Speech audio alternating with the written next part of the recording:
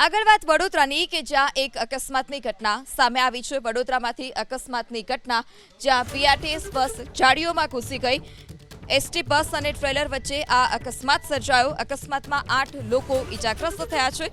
તમામ ઈજાગ્રસ્તોને સારવાર માટે હોસ્પિટલ ખસેડવામાં આવ્યા છે। તો 8 જેટલા લોકો જે ઈજાગ્રસ્ત થયા હતા તે તમામ લોકોને સારવાર માટે હોસ્પિટલ ખસેડવામાં આવ્યા છે।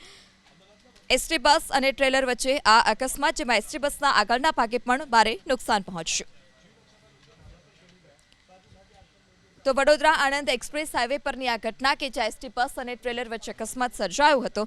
એસટી બસમાં સવાર લોકો, ડ્રાઈવર અને ક્લીનર સહિત અન્ય 8 જેટલા લોકો કે જેઓને ઈજા પહોંચી છે।